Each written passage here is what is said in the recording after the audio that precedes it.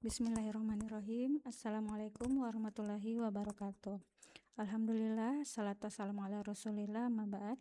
Mohon izin saya Ica Satriani untuk menyampaikan makalah yang saya susun dengan mengangkat tema mekanisme penyelesaian konflik keluarga dalam perspektif adat, Islam, dan negara. Dalam hal ini, karena tema yang saya dapatkan adalah mekanisme penyelesaian konflik, yang tentu cakupannya sangat luas, maka dalam hal ini saya kerucutkan menjadi mengangkat tema sengketa waris. Baik, bab 1 pendahuluan, latar belakang. Keluarga merupakan unit sosial terkecil yang memiliki peran fundamental dalam membentuk tatanan masyarakat yang harmonis dan beradab. Dalam keluarga, nilai-nilai kasih sayang, tanggung jawab, dan saling menghormati menjadi dasar bagi terbentuknya keseimbangan sosial. Namun dalam dinamikanya, konflik keluarga seringkali tidak dapat dihindari. Sengketa waris merupakan salah satu jenis konflik keluarga yang paling sering terjadi dalam masyarakat Indonesia. Perselisihan tersebut umumnya dipicu oleh ketidaksepakatan mengenai bagian ahli waris, kedudukan ahli waris tertentu, keabsahan harta warisan maupun perbedaan pemahaman antara anggota keluarga tentang aturan pewarisan. Kompleksitas ini diperparah oleh adanya pluralisme hukum di Indonesia yang mengenal 3 sistem hukum sekaligus, yaitu hukum adat, hukum Islam, dan hukum negara. Ketiganya memiliki konsep asas dan mekanisme penyelesaian yang tidak selalu sejalan, sehingga berpotensi menimbulkan tumpang tindih dan ketidakjelasan ketika dihadapkan pada sengketa waris. Ketiga perspektif tersebut, yakni adat, Islam, dan negara, pada satu sisi menawarkan pendekatan yang berbeda, namun pada sisi lain saling melengkapi. Perbedaan filosofis dan prosedural inilah yang menjadikan penyelesaian sengketa waris di Indonesia menarik untuk dikaji secara mendalam. Makalah ini disusun untuk menganalisis bagaimana mekanisme penyelesaian konflik keluarga dalam sengketa waris bekerja menurut ketiga sistem hukum tersebut. Adapun rumusan masalah, yakni pertama bagaimana mekanisme penyelesaian sengketa waris dalam perspektif adat, kemudian bagaimana mekanisme penyelesaian sengketa waris dalam perspektif hukum Islam, dan bagaimana mekanisme penyelesaian sengketa waris dalam perspektif hukum negara. Yang pertama, pembahasan mengenai mekanisme penyelesaian sengketa waris dalam perspektif adat. Sifat, sistem, maupun bentuk dari hukum waris adat memiliki kaitan erat dengan sifat kekeluargaan atau kekerabatan di Indonesia serta bentuk dari masyarakat. Hal ini berarti hukum waris adat sangat terpengaruh dengan sistem kekerabatan yang berlaku pada masyarakat di Indonesia, yang garis keturunannya ditarik pada 3 jenis, yaitu matrilineal, patrilineal, dan juga bilateral. Sehingga apabila menyebut hukum waris adat, maka tidak dapat memberi penjelasan secara benar dan tepat apabila tidak diketahui terlebih dahulu mengenai sistem kekerabatan mana yang dianut oleh masyarakat hukum adat yang bersangkutan. Pertama, sistem patrilineal. Dalam sistem hukum ini, hukum waris lebih mengedepankan keturunan anak laki-laki daripada anak perempuan. Sistem pertalian seperti ini terjadi di Nias, Gayo, Batak, dan sebagian di Lampung, Bengkulu, dan Maluku. Dalam masyarakat patrilinear, anak laki-laki menjadi ahli waris sedangkan anak perempuan bukan ahli waris. Yang kedua, sistem matrilineal. Sistem ini adalah sistem yang menegaskan bahwa keturunan yang berasal dari ibu dan landasan perolehan hak waris hanyalah pertalian darah dari garis ibu. Wanita yang kawin tetap tinggal dan termasuk dalam gabungan keluarga sendiri, sedangkan anak-anak mereka masuk dalam keturunan ibunya. Sistem ini terdapat di Minangkabau, Kerinci, Semendo, dan beberapa daerah Indonesia Timur. Yang ketiga, sistem bilateral. Sistem ini menganggap bahwa anak perempuan dan anak laki-laki mempunyai hak yang sama untuk memperoleh waris. Dalam sistem bilateral, pertalian darah dilihat dari kedua sisi antara laki-laki dan perempuan. Beberapa langkah yang umumnya diikuti dalam proses pembagian harta peninggalan meliputi yang pertama, identifikasi ahli waris. Mengidentifikasi siapa yang berhak menerima harta peninggalan adalah tahap pertama dalam proses ini. Hal ini biasanya ditentukan berdasarkan hukum adat setempat yang dapat sangat bervariasi. Dalam beberapa kasus, ahli waris mungkin hanya terbatas pada anak-anak pewaris. Sementara dalam sistem kekerabatan lainnya, kerabat lain seperti saudara kandung atau keponakan juga dapat dianggap layak sebagai ahli waris. Kemudian yang kedua, penentuan nilai harta. Setelah ahli waris diidentifikasi, tahap berikutnya adalah menghitung nilai total harta peninggalan. Ini melibatkan penilaian semua aset, baik yang dapat diukur dan berwujud seperti properti, mobil atau perhiasan, maupun yang tidak berwujud seperti saham atau hak cipta. Kemudian yang ketiga, pembagian harta.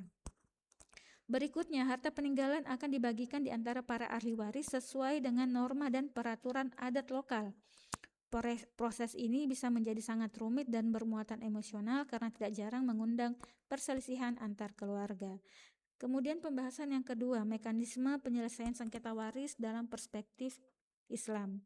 Hukum waris dalam Islam merupakan bagian penting dari sistem hukum keluarga Islam yang bersumber dari wahyu, bukan semata-mata hasil pemikiran manusia. Oleh karena itu, ia mengandung nilai ketuhanan yang tidak hanya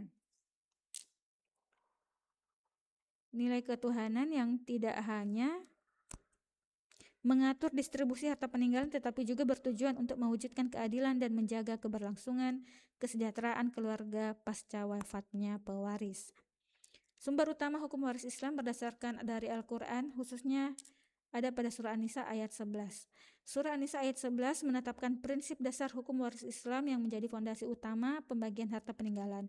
Ayat ini menegaskan bahwa anak laki-laki mendapat 2 kali bagian dari anak perempuan, mencerminkan tanggung jawab ekonomi yang lebih besar bagi laki-laki dalam keluarga. Selain itu, ayat ini juga mengatur bagian untuk kedua orang tua pewaris yang berbeda tergantung ada tidaknya anak. Ketentuan ini disebut faridah, yakni aturan mutlak dari Allah yang tidak boleh diubah berdasarkan tradisi atau keinginan pribadi. Kemudian, hukum waris Islam didasarkan pada 3 prinsip fundamental yang saling mendukung untuk menciptakan sistem yang adil dan berimbang. Di antaranya yaitu yang pertama, keadilan proporsional. Islam menekankan adanya nisbiyah, keadilan yang proporsional, di mana setiap ahli waris mendapatkan bagian sesuai dengan kedudukan, kebutuhan, dan peran sosialnya. Ini bukan berarti kesetaraan matematis, tetapi distribusi yang mempertimbangkan maslahat, yakni kemaslahatan keluarga dan tanggung jawab finansial. Kemudian yang kedua, kepastian bagian. Al-Quran menetapkan bagian waris secara eksplisit dalam bentuk pecahan, seperti 1/2, 1/4, 1/6, dan 1/8 untuk ahli waris tertentu. Kemudian yang ketiga, prioritas kekerabatan. Pembagian waris dibagi ke dalam 2 kategori utama, yaitu asobah dan fard. Ahli waris sisa, asobah yakni ahli waris sisa yang mengambil harta peninggalan. Asobah ahli waris sisa yang mengambil harta setelah bagian pasti dibagikan, sedangkan fard adalah ahli waris yang bagiannya telah ditetapkan. Kemudian mekanisme pembagian warisan. Proses pembagian warisan dalam Islam dilakukan melalui 3 tahap utama, yaitu pertama, penetapan ahli waris. Di sini ditentukan siapa saja yang berhak menerima warisan berdasarkan hubungan nasab, kemudian juga pernikahan, dan berdasarkan wala, hubungan kepercayaan atau perbudakan. Kemudian yang kedua, pelunasan kewajiban. Sebelum warisan dibagikan, Islam mengharuskan penyelesaian utang pewaris dan pelaksanaan wasiat, yakni maksimal 1/3 dari total hartanya. Setelah itu, distribusi warisan. Setelah utang dan wasiat diselesaikan, harta dibagikan berdasarkan ketentuan sebagaimana yang ditetapkan dalam Al-Quran. Kemudian pembahasan yang ketiga, yakni mekanisme penyelesaian sengketa waris dalam perspektif negara. Hukum negara menyediakan prosedur penyelesaian sengketa waris melalui lembaga peradilan, pengadilan agama bagi muslim dan pengadilan negeri bagi non-muslim.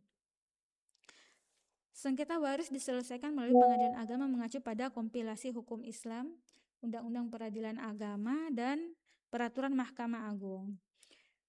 Pada pasal 49 Undang-Undang tentang Peradilan Agama menegaskan bahwa pengadilan agama bertugas dan berwenang memeriksa, memutus, dan menyelesaikan perkara di tingkat pertama antara orang-orang yang beragama Islam di bidang perkawinan, waris, wasiat, hibah, wakaf, zakat, infak, sedekah, dan ekonomi syariah. Selanjutnya pasal 49 juga menegaskan bahwa yang dimaksud dengan waris adalah penentuan siapa yang menjadi ahli waris, penentuan mengenai harta peninggalan, penentuan bagian masing-masing ahli waris, dan melaksanakan pembagian harta peninggalan tersebut, serta penetapan pengadilan atas permohonan seseorang tentang penentuan siapa yang menjadi ahli waris dan penentuan bagian masing-masing ahli waris. Berdasarkan ketentuan di atas, dalam penyelesaian perkara waris di pengadilan dapat ditempuh dua cara, yakni pertama melalui gugatan yang biasa dikenal dengan contentious. Dalam hal gugatan yang diajukan, berarti terdapat sengketa terhadap objek waris. Hal ini bisa disebabkan karena adanya ahli waris yang tidak mau berbagi warisan sehingga terjadi konflik antara ahli waris. Proses akhir dari gugatan ini akan melahirkan produk hukum berupa putusan. Kemudian yang kedua melalui permohonan atau yang biasa dikenal dengan perkara volunter. Permohonan diajukan para ahli waris dalam hal tidak terdapat sengketa. Terhadap permohonan tersebut, pengadilan akan mengeluarkan produk hukum berupa penetapan. Adapun proses untuk mengajukan permohonan ke pengadilan agama bisa ditempuh dengan cara mengajukan surat permohonan yang ditandatangani oleh para pemohon atau kuasanya yang sah dan ditujukan kepada ketua pengadilan agama yang meliputi tempat tinggal para pemohon. Baik, cukup sekian materi dari makalah yang kami susun. Mohon maaf jika ada kekurangan. Saya akhiri. Wassalamualaikum warahmatullahi wabarakatuh.